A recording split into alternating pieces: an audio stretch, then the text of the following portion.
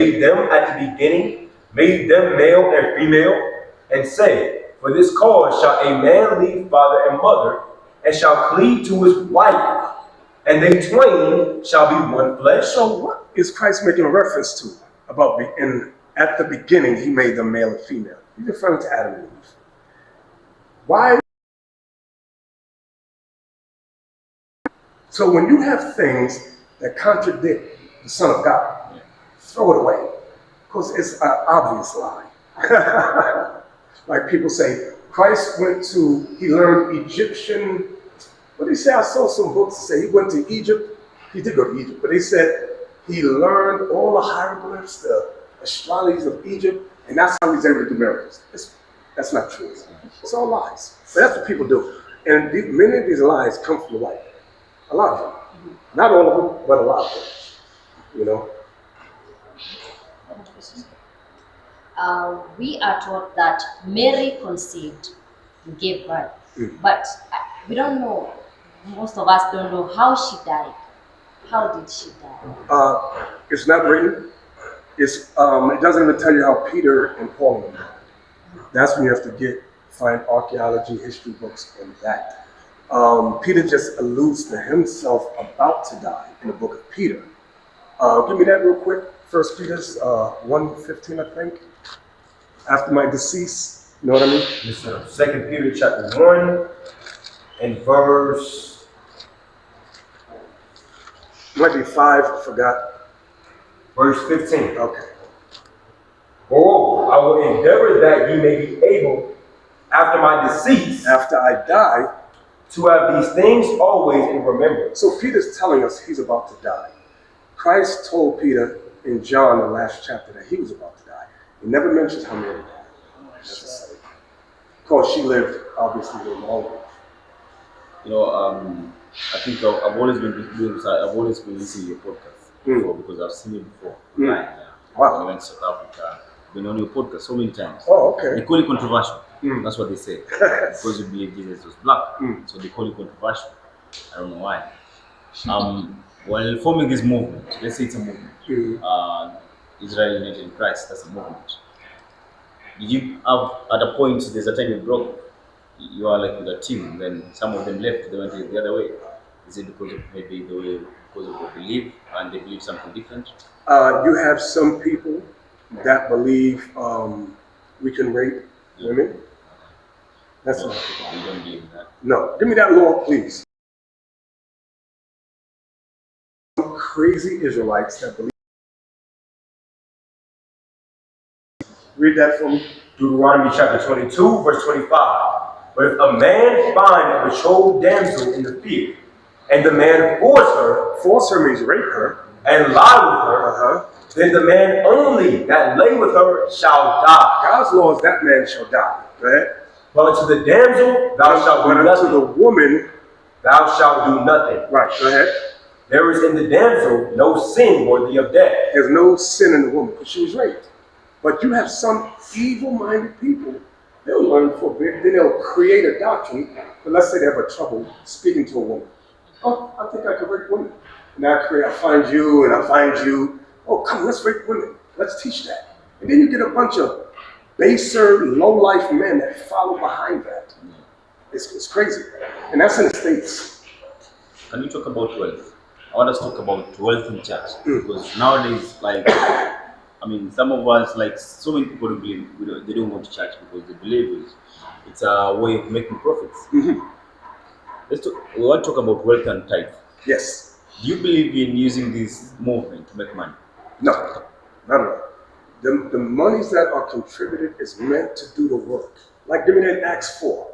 Let me show you how the apostles used the monies that came in. Acts chapter 4, verse 34. Now there was any among them that lacked, now was there any among them that lacked, for as many as were possessors of lands or houses sold them, and brought the prices of the things that were sold, and laid them down at the apostles' feet. Here comes. And distribution was made unto every. Was for those diligent men in the body to do the work. It wasn't, hey, I need a new car. Okay. Well, pastor, I can get rich and That's famous. what it is. Right. People have made websites about me saying I have $400 million. And I'm like, where is this money? If I had 400, I'd have my own jet. I'm not base, but I'm content with what I have. All these men are content with that, and they're up and coming. We give job networks, like in the States, we have carpentry training, teach electricians skills, learn how to do things. And the monies that come in, let's say a brother, he wants to go to Kenya or wherever. He says, okay, I'm gonna take a team there. We give him the money to go. That's what it's for. They tell us when they want. They tell us the story of Zakai. Yeah, the tax collector. The tax collector. That's why we call it in our president because of taxes. They say Jesus wasn't poor. Jesus went to his house and then he took half of his property. So that means Jesus wasn't poor and he was also after money. Does that make sense? No, it doesn't make sense. Jesus had a house, yes. Give me that in John 1, I think. It might be Mark 1, I can't remember. And so where do you live? You know what I'm talking about? Yes, sir. That's What? Mark 1. And verse.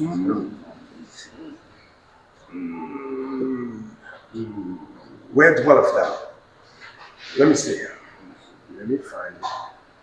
Bear with me. Mark 1. If y'all find it, let me know.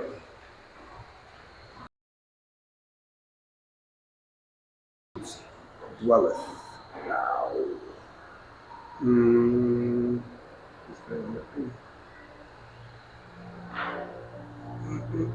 And of course I can't find it now because I'm looking for it. What is it? Come on, somebody help me.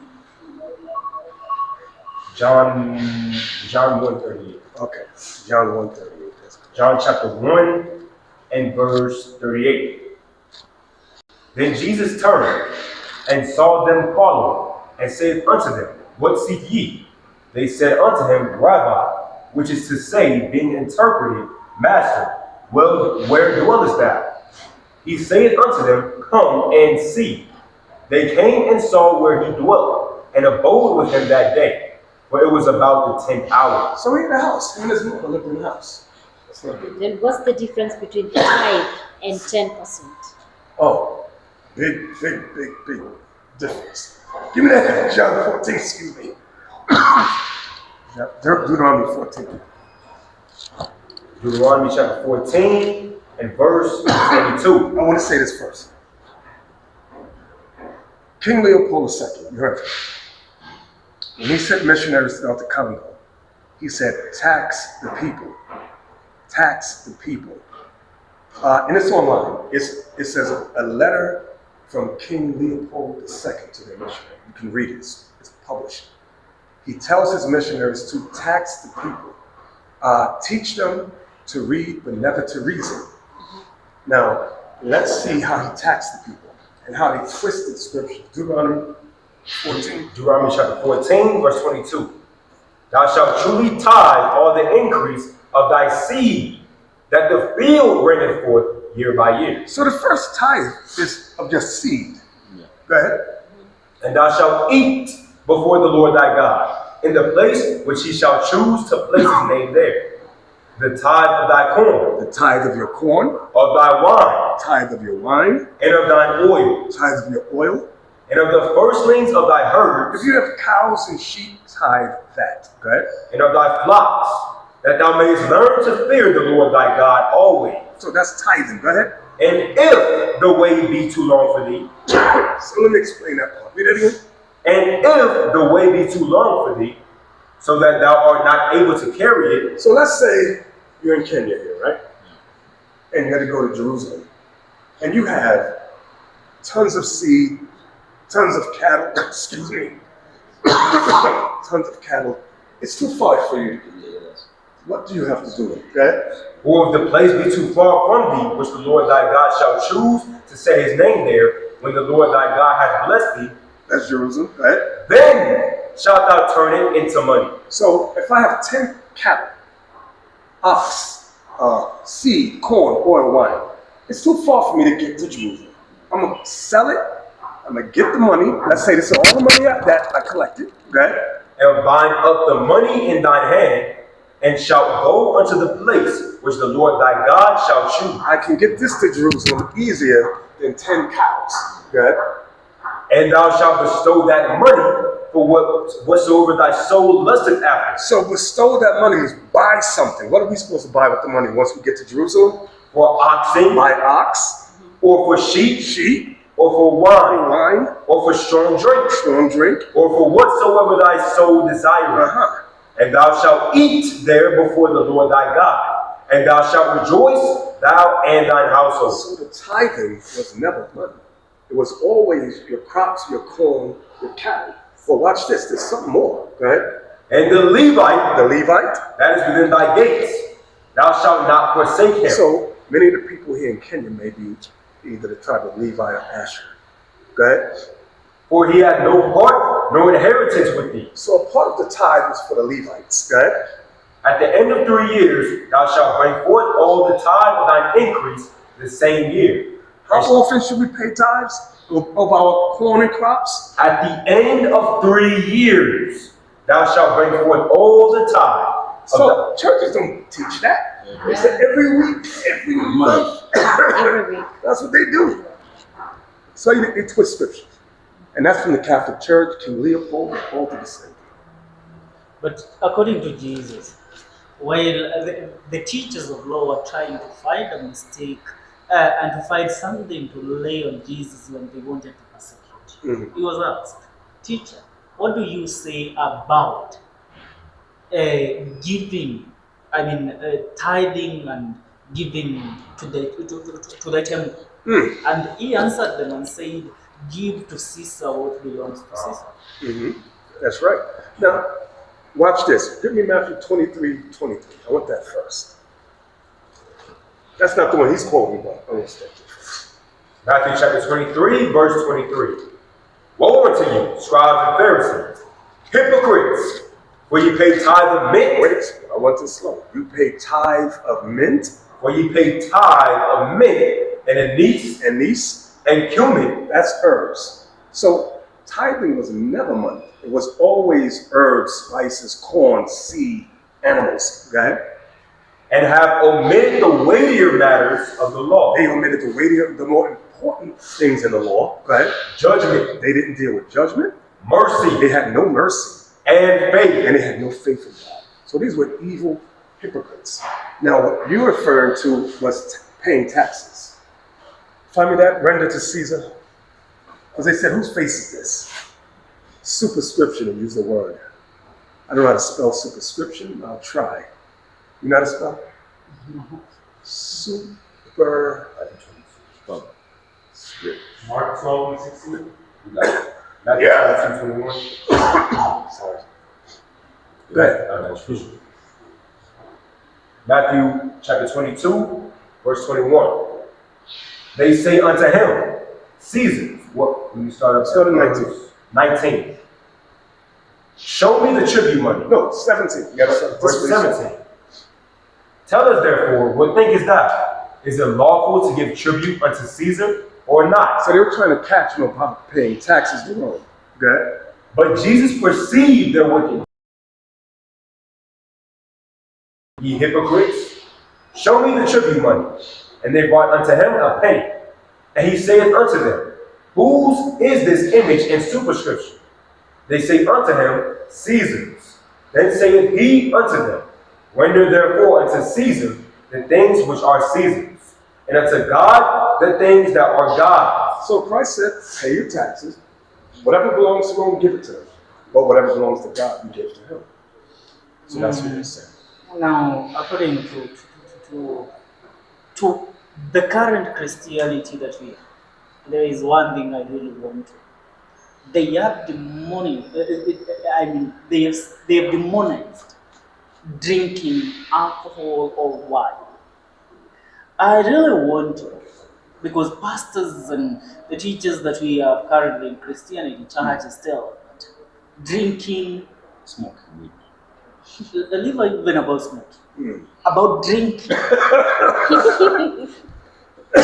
Go ahead. drinking wine. Yes. Is it bad according to the Bible?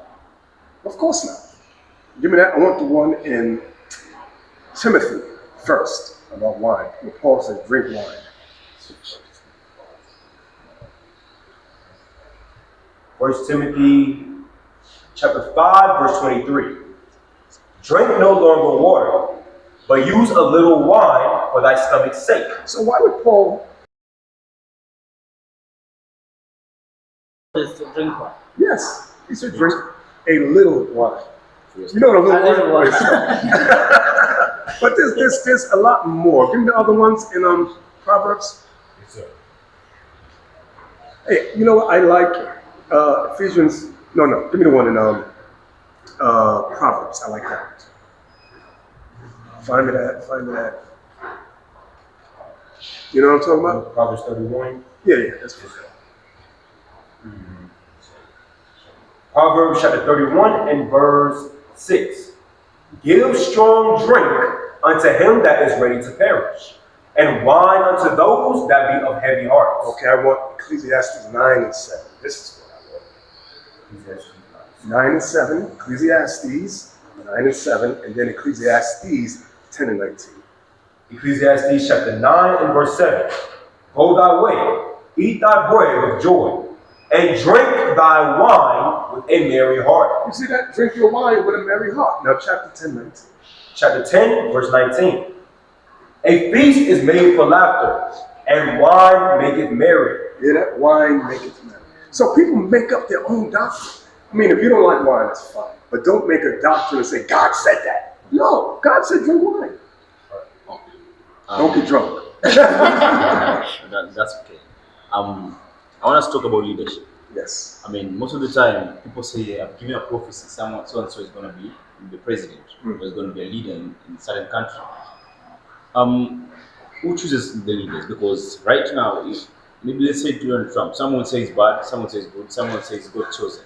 So can you talk about leadership? Who chooses the leaders? Do we choose the right ones? Because sometimes you complain they're not right. They pretend to come with God, then they change. So can we just talk about leadership on Christ? Yes. Give me Daniel chapter 4. Daniel chapter 4 and verse 17. This matter is by the decree of the watchers, and the demand by the word of the holy ones, to the intent that the living may know that the Most High ruleth in the kingdom of men, So the Most High rules in the kingdom of men. Go ahead. and giveth it to whomsoever he will, God is the one who sets up leaders, but there's a catch. Go ahead. and setteth up over it the basest of men. What? Read that again. And setteth up over it the basest of men. Do you know what base means? Base of men. What is in the basest? Base. I don't know. You know, like the word basement. Yeah, base of men. Meaning the Like the bottom. like the flow, like we. So is God setting up high leaders or low leaders? Read it again, that part, just that part. And setteth up over it the basest of men. This is why the leaders can be bought and sold. They are not royal. They are not high value. Donald Trump is a base leader. This is why some people may like him, but America. He's taking away black history out of the schools. Many programs for black women, he's removing it. They call it critical race theory. Get rid of that. They said teaching the history of the slave trade offends white people, so don't teach it. So what does that mean? Our people grow up confused and not knowing their history? So God said what? One more time? And setteth up over it the basest of men. Every leader on the earth is set up as base. This is why you could have a leader that tries to do good, like a Thomas Sankara, Patrice Lumumba. Yeah. Somebody next to him will be paid $5, kill him, and take his place. And now they take the foreign aid from America, Belgium. That's what they do. They're easily paid off, and the people don't profit. This is why they killed Gaddafi. Yeah. Gaddafi helped build up Uganda. They were good friends. And what did the president of Uganda do? He betrayed him. He knew they was going to kill him. He did not help him at all. He saved himself. So these are the type of leaders you have worldwide. Let me ask, Bishop, in regards to your teachings, you people follow the ways of the Israelites. Say it again. You follow the ways of the Israelites. Yes, we are the Israelites. Correct. You are the Israelites. Let me ask. According to the slave traders, you put it, our brothers and sisters, our mothers, our forefathers were taken out of our land. They were taken as slaves to different countries all over Europe and even in America. Let me ask, as you teach this gospel, do you teach also, we speak the English language? That was not our language.